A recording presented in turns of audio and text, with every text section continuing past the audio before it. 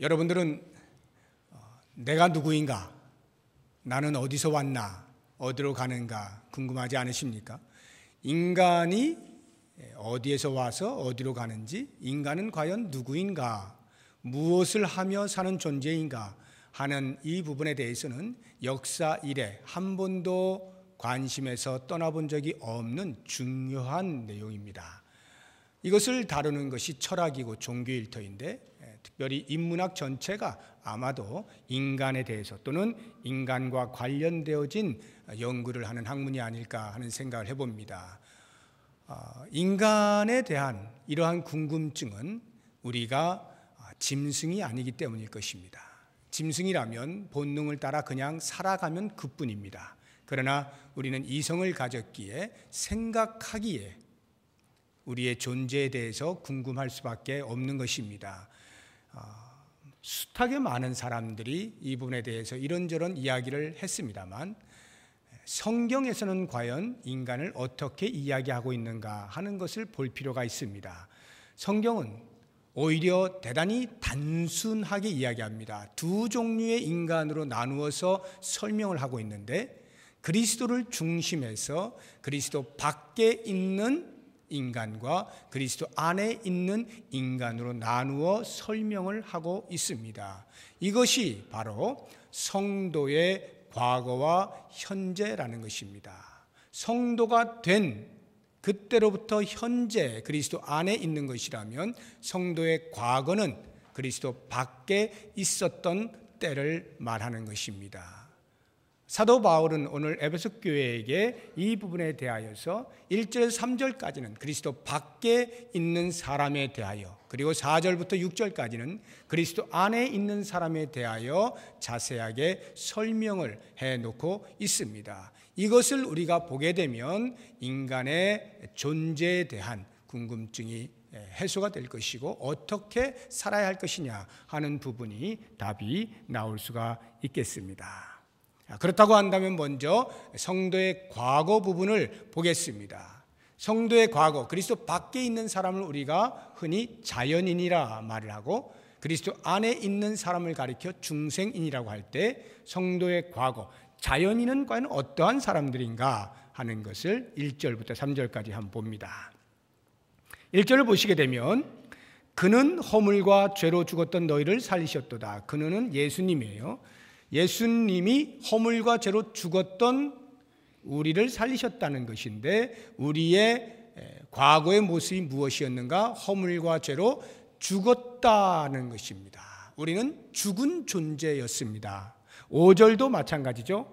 허물로 죽은 우리를 해서 이미 우리는 죽은 존재입니다. 그러면 어떻게 죽은 존재인가? 지금 우리는 이렇게 살아있지 않는가? 라고 할 때에 죽었다는 말은 영적인 죽음을 가리키는 것입니다. 영적인 죽음이 무엇인지 창세기에 자세하게 말해주고 있습니다. 첫사람 아담과 하와가 하나님께서 명령하신 선악을 알게 하는 나무의 열매를 따먹게 되자 그때로부터 죽음을 면치 못하게 됩니다. 하나님이 명령하시지 않습니까? 그 열매를 먹으면 반드시 죽을 것이다. 반드시 죽을 것이다. 그런데 그들이 먹었어요. 먹었는데 그 자리에서 바로 죽지 않았죠. 대신에 그들은 에덴 동산에서 쫓겨났습니다. 바로 이 쫓겨남이 영적인 죽음을 말해주는 것입니다. 영적인 죽음이란 다름 아닌 하나님의 존전에서 떠나게 되는 것입니다. 하나님과의 관계가 끊어지는 것, 이것을 가리켜서 영적인 죽음이라 말하는 것입니다. 아담과 하와는 거룩하신 하나님 앞에서 흠 없는 죄 없는 인간으로 얼마든지 살아갈 수 있었지만, 범죄함으로 말미암아서 죄로 인해 거룩하신 하나님 앞에 설 수가 없게 된 거죠. 그래서 그만 에덴 동산에서 쫓겨나게 된 것입니다. 그 영적인 죽음, 이유가 바로 허물과 죄라, 이렇게 이야기를 하고 있는 것입니다. 그러니까 자연인은 모두 영적으로 죽어 있는 상태인 것을 알 수가 있습니다. 이와 같은 자연인의 삶의 방식에 대해서 2절과 3절에서 우리에게 몇 가지로 이야기를 해주고 있습니다. 2절을 보시겠습니다. 그때에 라고 하는 것은 허물과 죄로 죽었던 때를 말합니다. 자연인의 상태에 있을 때에 너희는 그 가운데서 행하여 허물과 죄 가운데서 행하여 이 세상 풍조를 따르고 공중의 권세 잡은 자를 따랐으니 곧 지금 불순종의 아들들 가운데서 역사하는 영이라. 두 가지를 말하죠. 하나는 이 세상 풍조를 따른다는 거예요. 영적인 죽음을 가지고 있는 자연인의 삶의 방식은 이 세상의 풍조를 따르게 되어 있습니다. 뿐만 아니라 공중의 권세 잡은 자를 따르게 되어 있습니다. 공중의 권세 잡은 자란 다름 아닌 마귀, 사탄을 의미하죠. 불순종의 아들들 가운데서 역사하는 영, 우리가 하나님 앞에 범죄함으로 불순종하였죠. 그 불순종한 사람들을 조종하는 영, 사탄, 그 사탄의 조종을 따라 산다 이 말입니다. 그 사탄의 통치를 받고 산다는 것이죠. 사탄이 우리를 어떻게 다스리고 조종하느냐, 가장 좋은 무기 가운데 하나가 바로 세상 풍조입니다. 이 세상의 흐름을 우리들에게 주고 그것에 자유롭게 순응하며 살아갈 수 있도록 놔주는 것, 이것이야말로 때로는 우리가 그렇게 삶으로써 가장 행복한 삶을 살고 멋진 삶을 사는 것 같은 그 느낌을 주면서 오히려 사탄은 우리를 조종하여 하나님으로부터 멀리 떨어져 나가게 하는 영적인 죽음 가운데로 몰아넣는 것입니다. 이것이 자연인의 삶의 방식입니다. 로마서 12장 2절에도 보면 너희는 이 세대를 본받지 말고 라고 말을 할 때 이 세대가 곧 세상의 풍조를 말하는 것입니다. 그 세상 풍조, 철학, 가르침, 삶의 양식, 그러한 것들을 본받지 말라, 순응하여 따라가지 말라, 이렇게 말하는 것이거든요. 성도는 그렇게 하면 안 되지만 자연인은 어쩔 수 없이 그러한 삶에 노출이 되어 있는 것입니다. 이런 말씀을 듣게 되면 혹 어떤 분들은 마음에 불편함이 있을 수도 있습니다. 내가 볼 때는 교회 다니는 사람보다 저 친구들 교회 안 다니는데 훨씬 더 의롭게 살고 훨씬 더 정직하게 살고 훨씬 더 잘 살고 훨씬 더 깨끗하게 살고 좋은 일 많이 하면서 사는데 어떻게 그런 사람들을 가리켜서 이렇게 세상 풍속을 쫓고 공중의 권세 잡은 자를 쫓는다라고 말을 할 수가 있는가? 왜 영적으로 죽었다라고 말을 하는가? 이런 의아심이 혹시 생기실는지 모르겠습니다. 이러한 것 자체가 사탄이 우리에게 주고 있는 거예요. 무슨 말이냐 하면 인간으로서 나름대로 의롭게 살고 정직하게 살고 선한 일들을 행하면서 사람들에게 어느 정도 인정을 받고 존경을 받는 이것이 그들의 마음 가운데 그래도 내가 상대적으로 누군가보다는 좀 나은 삶을 살고 있는 이것이 하나님을 찾지 못하게 만들므로 인하여서 하나님 앞에 가까이 나아가지 못하니까 그것이 곧 영적인 죽음이라 이 말이에요. 가장 우리에게 하나님을 찾지 못하게 하는 것 가운데 하나가 이러한 것입니다. 나는 잘 살고 있잖아. 저 사람보다 더 잘 살잖아. 예수 믿는 사람들보다 더 착하잖아. 더 선한 일을 많이 하고 있잖아. 이것이 하나님을 찾지 못하게 하고 있다면 그것이야말로 영적인 죽음의 상태에 있다 이 말입니다.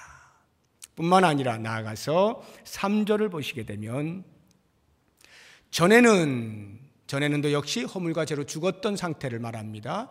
우리도 다 그 가운데서 우리 육체의 욕심을 따라 지내며 육체와 마음에 원하는 것을 하여 육체의 욕심을 따라 지냈습니다. 자연인의 특징은 세상 풍속을 쫓는 것이고 사탄의 조종을 받는 것이고 또 하나가 육체의 정욕을 따라 사는 것입니다. 내 마음에 원하는 대로 사는 거예요. 내 눈에 옳다고 생각되어진 대로 그냥 사는 것입니다. 이것이 자연인의 특징인 것입니다.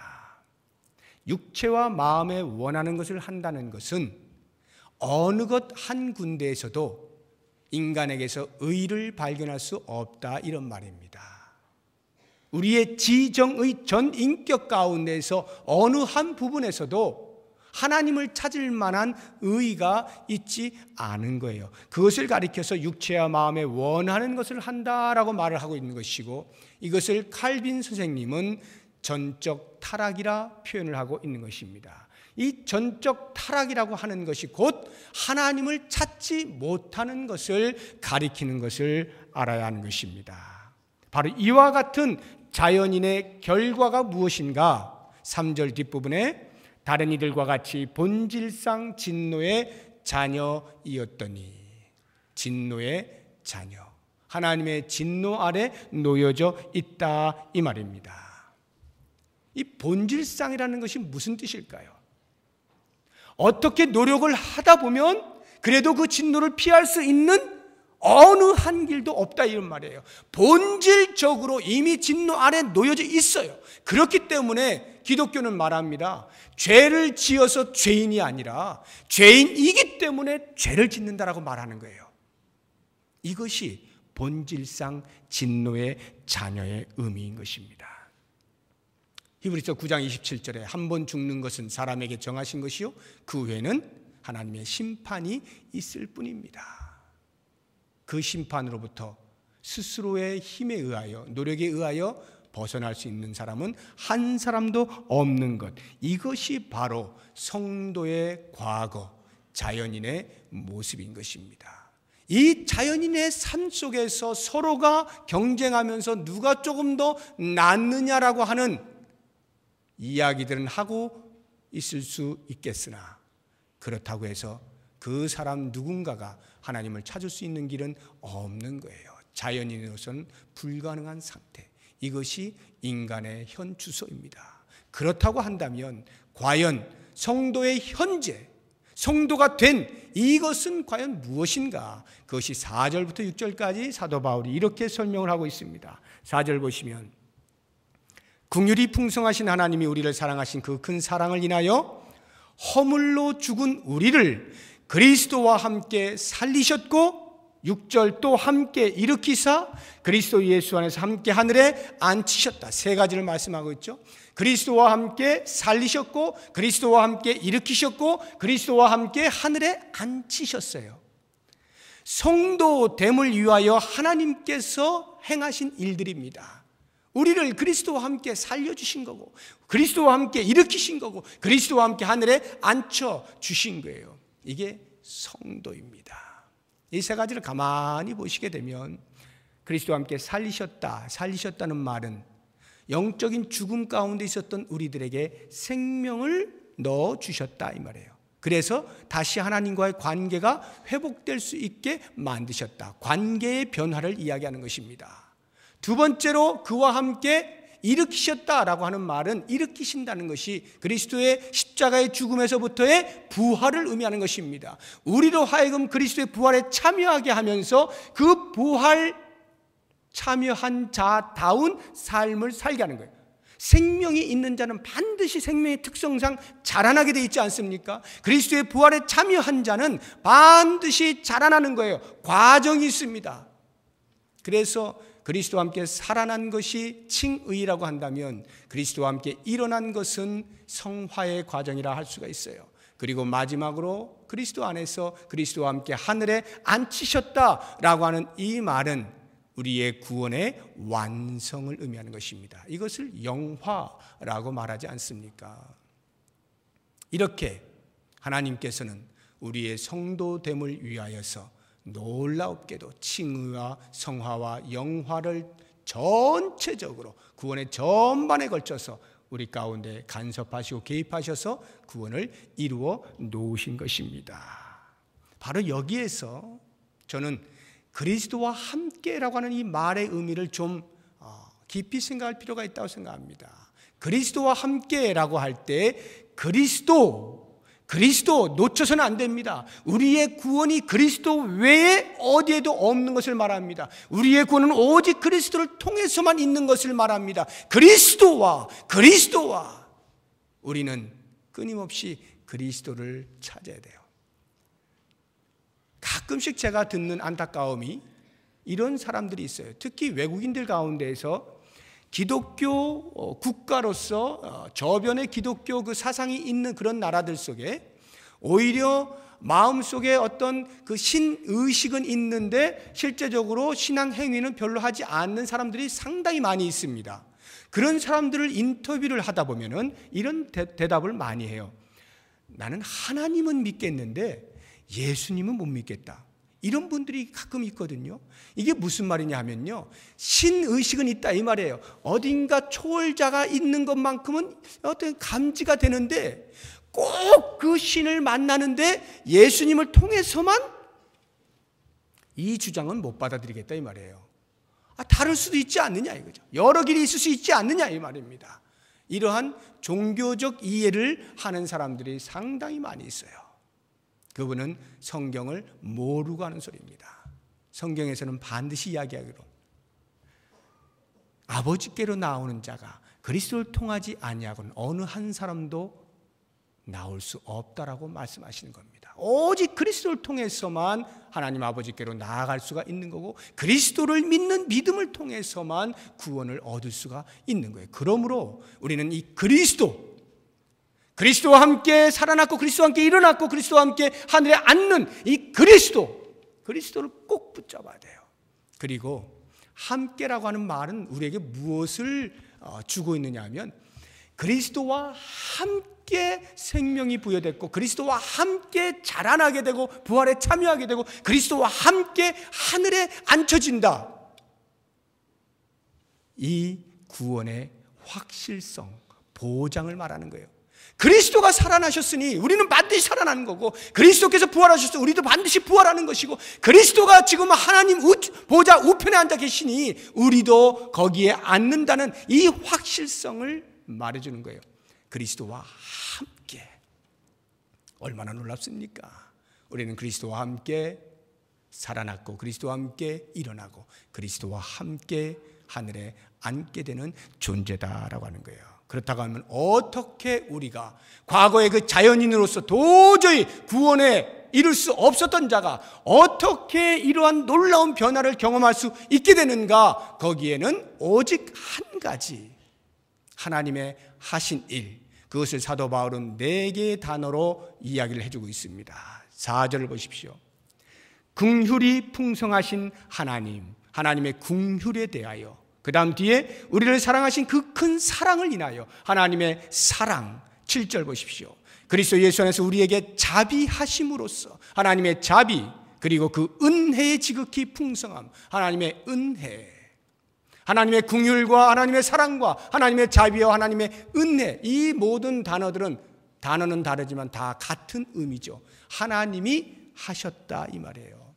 하나님의 우리를 향한 그 큰 사랑이 우리를 구원하신 것입니다. 우리를 성도로 만들어 주신 것이고 우리를 자연인에서 중생인으로 바꾸어 주신 것입니다. 그러면 왜 하나님께서 이와 같은 변화를 우리에게 허락하셨는가? 7절에 답이 나옵니다. 뒷부분에 오는 여러 세대에 나타내려 하심이라. 뭐를요? 우리를 향한 하나님의 사랑을, 한 영혼이라도 더 구원하시기 원하시는 하나님의 간절함을, 그 긍휼에 넘치는 것을 오는 여러 세대에 드러내시려고, 우리만 구원하시는 것이 아니라 우리를 통하여서 그들도 구원하시려고 우리를 먼저 구원하셨다 이 말이에요. 그렇다고 한다면 우리가 먼저 구원받은 자로서 당연히 오는 여러 세대가 우리의 모습을 보면서 야, 저 사람이 구원받는 것을 보니 나도 구원받았으면 좋겠다, 나도 구원받을 수 있겠구나, 이와 같은 기대와 희망을 갖게 만들어주는 삶을 살 의무가 우리에게 주어진 겁니다. 하나님의 구원을 드러내야 할 복음의 전사로서의 의무가 우리 삶 가운데 주어지는 것입니다. 자, 그렇다고 하면 이제 이렇게 성도의 과거와 현재 삶이 현격하게 차이가 나는데도 불구하고 우리의 딜레마 하나가 있습니다. 그건 무엇이냐? 지금 내가 분명히 성도로서 살아가고 있는데 성도 아닌 것처럼 살 때가 있는 거예요. 다시 말하면 과거로의 회귀를 하는 일들이 종종 있는 것입니다. 두 영역에서 있는데, 하나는 신앙의 부분에 있어서 우리의 신앙이 지금 현재 분명 그리스도와 함께 이 엄청난 것을 누리고 있음에도 불구하고 과거로 돌아가려고 하는 어리석음을 범할 때가 있는 거예요. 이 부분에 대해서는 출애굽한 이스라엘 백성들을 통하여 우리에게 가장 크게 교훈해 주고 있습니다. 한번 그들이 어떻게 회개하려고 하는지를 말씀을 통해 찾아보도록 하겠습니다. 출애굽기 14장을 한번 찾아보시기 바랍니다. 구약성경 창세기 출애굽기 두 번째 책입니다. 구약성경 두 번째 책 출애굽기 14장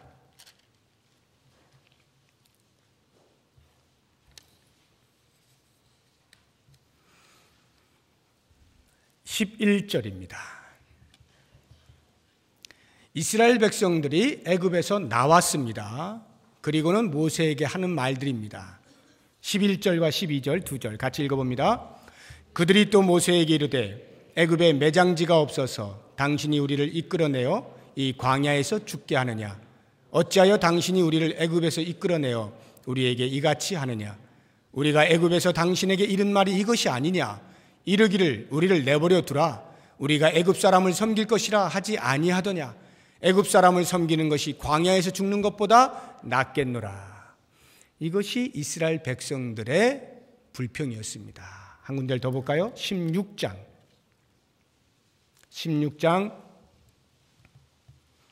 2절 3절입니다. 같이 읽어봅니다. 이스라엘 자손 온 회중이 그 광야에서 모세와 아론을 원망하여 이스라엘 자손이 그들에게 이르되 우리가 애굽 땅에서 고기 가마 곁에 앉아있던 때와 떡을 배불리 먹던 때에 여호와의 손에 죽었더라면 좋았을 것을 너희가 이 광야로 우리를 인도해내어 이 온 회중이 줄여 죽게 하는도다. 마지막으로 한 군데만 더 17장 2절 3절 같이 읽습니다. 백성이 모세와 다투어 이르되 우리에게 물을 주어 마시게 하라. 모세가 그들에게 이르되 너희가 어찌하여 나와 다투느냐? 너희가 어찌하여 여호와를 시험하느냐? 거기서 백성이 목이 말라 물을 찾으매 그들이 모세에게 대하여 원망하여 이르되 당신이 어찌하여 우리를 애굽에서 인도해 내어서 우리와 우리 자녀와 우리 가축이 목말라 죽게 하느냐? 이것이 이스라엘 백성들의 태도였습니다. 분명히 그들은 애굽 땅에 살아가는 동안에 언제 우리를 구원할 메시아가 올까를 기대하고 있었을 것입니다.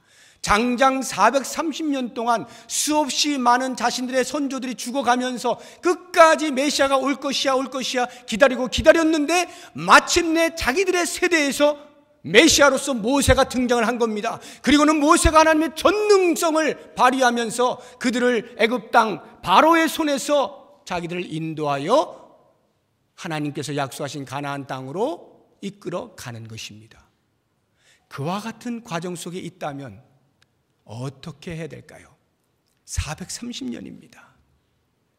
그 숱한 세월 가운데 이것이 웬 은혜입니까? 내 세대에서 이 구원을 맛보다니요. 애굽 땅이 아닌 가나안 땅을 향하여 햇빛을 바라보고 우리끼리 해방과 자유함을 느끼면서 간다라고 할 때에 그 여정은 마땅히 감사와 감격으로 넘쳐나야 할 것입니다. 어떤 어려움이 있다 할지라도 하나님께서 약속으로 주신 가나안 땅을 바라보면서 우리가 애굽 땅보다야 낫지 하는 마음으로 당연히 멋진 걸음을 걸어야 할 것입니다. 그런데 이스라엘 백성들이 그렇게 하질 않는 겁니다. 그렇게 하질 않아요. 왜 그럴까요? 왜 그렇게 하지 않냐고 모세에게 틈만 나면 불평을 했을까요? 이유는 한 가지입니다. 현실을 보니까 암울한 거예요. 현실을 보니까 답이 없는 거예요. 눈앞에 보니까 애굽에서 나와서 신나가지고 와 자유다라고 했는데 보니까 홍해가 앞에 있고 뒤에는 애굽 군사들이 쳐들어오네요. 차라리 그냥 노예로 살다가 죽을 걸. 이게 뭐야? 떼죽음 당하게 생겼네. 현실을 보니까 암담한 거예요. 그러니 어떻게? 불평하는 거죠. 왜 우리를 애굽에서 건져내가지고 이 고생을 하게 만드냐고. 하나님께서 역사하셔서 또 나왔습니다. 그런데 또 보니까 물이 써서 마실 수가 없네요. 모세야, 어떻게 이렇게 쓴물을 우리에게 주느냐? 왜 우리를 애굽 땅에서 데리고 나와가지고 이 고생을 시켜? 하고 또 원망합니다. 눈앞에 현실적으로 문제가 봉착하면 그때마다 이스라엘 백성들은 끊임없이 불평하는 것입니다.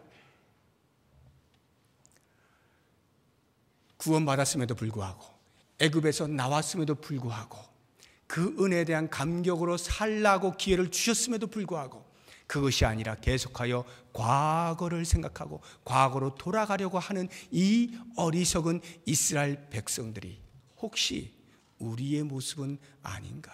나의 모습은 아닌가? 내가 예수 믿어서 무슨 일이 잘 되면 그거 얼마든지 감사하며 믿을 수 있죠. 그런데 현실적으로 잘 안 돼요. 안 풀려요. 아유, 차라리 믿지 말걸. 내가 괜히 믿어가지고 악령이 씌었나? 이런 말씀하시는 분들이 계셔요. 아니, 예수님이 나를 구원하셨다면 잘 돼야지. 왜 일이 안 되는 거예요? 왜 안 풀려? 왜 더 실타래가 꽁꽁 얽혀 있는 것 같아? 하고는 과거로 자꾸 돌아가려고 하는 그러한 신앙의 어리석음이 우리 가운데 있단 말이에요. 무슨 일이 생기면은 차라리 안 믿는 게 나았어 라고 하면서 과거로 돌아가려고 하는 이런 어리석음이 끊임없이 우리 속에서 나오는 말입니다. 사랑하는 성도 여러분, 이때 기억하십시오. 이스라엘 백성들이 바라보아야 할 것은 현실의 문제가 아니었습니다. 그것은 어쩌면 하나님께서 그들로 하여금 가나안 땅에 들어가서 하나님의 자녀로서 살아갈 수 있는 그 믿음의 수준을 위하여 마련해 놓으신 연단인지도 모릅니다.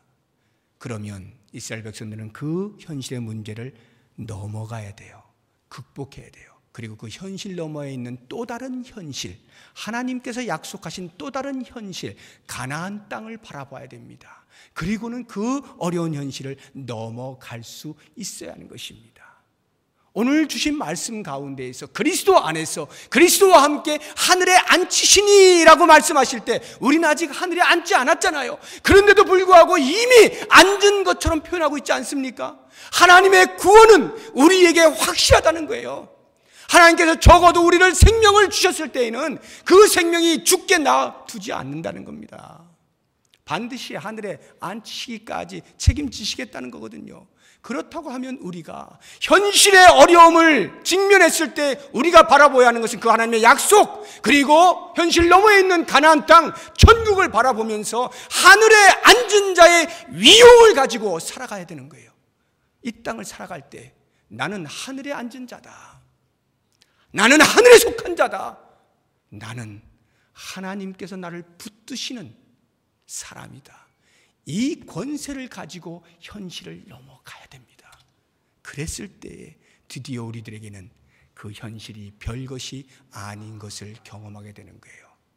이스라엘 백성들이 홍해가 별것 아닌 것을 경험했듯이, 그 쓴물이 별것 아닌 것을 경험했듯이, 얼마든지 광야 40년 동안에 만나와 메추라기로 먹고 살아서 먹는 것이 없어 줄여 죽은 적이 없었던 것을 경험하는 것처럼 우리의 인생 가운데에서 하늘에 앉은 자의 위용을 갖고 있을 때에 우리의 삶은 힘이 생기는 거예요.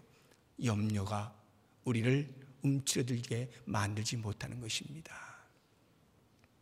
마지막 하나는 신앙의 부분뿐만이 아니라 우리의 윤리의 부분에 있어서도 우리는 자꾸 과거로 회귀하려고 하는 습성이 있습니다. 이것을 가리켜서 우리는 옛 성품이라고 합니다.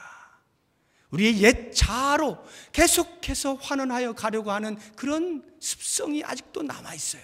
그래서 그리스도 안에서 깨끗한 자로, 거룩한 자로 멋진 삶을 살도록 허락해 주셨지만 우리의 그 못된 습성이 계속하여 과거로 돌아가려고 하는 어리석음을 범하곤 하는 것입니다. 과연 우리가 자연인으로 있을 때에 그 옛자가 행했던 모습들이 어떠한 것인지 사도 바울이 에베소 또 다른 부분에서 우리에게 설명을 해주고 있습니다. 5장을 한번 보시기 바랍니다. 에베소서 5장.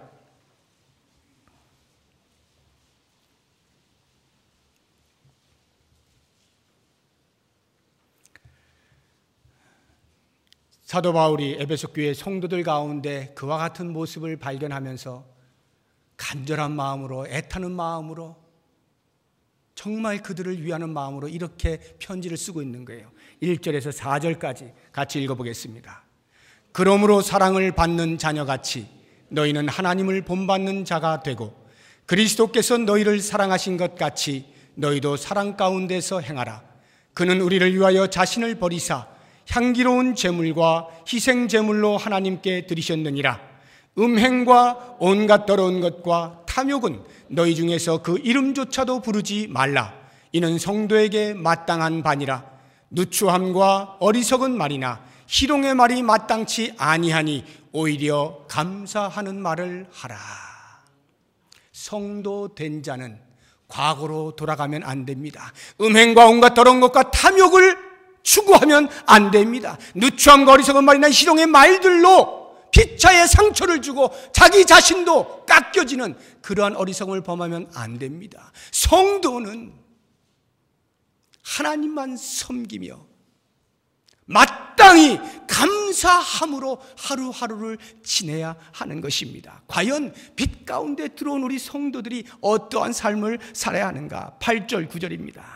8절 9절 같이 읽어봅니다. 너희가 전에는 어둠이더니 이제는 주 안에서 빛이라. 빛의 자녀들처럼 행하라. 빛의 열매는 모든 착함과 의로움과 진실함에 있느니라. 사랑하는 성도 여러분, 이미 우리는 이와 같은 삶을 살 수 있는 자유자가 되었습니다.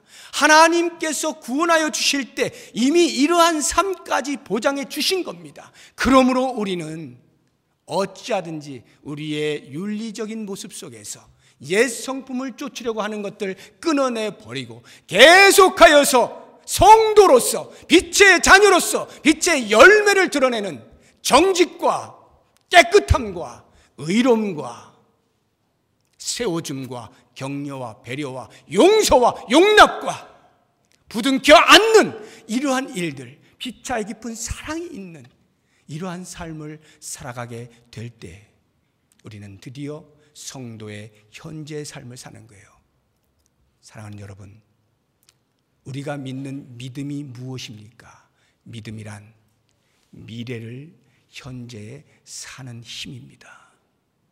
믿음이란 미래를 현재에 사는 힘이에요.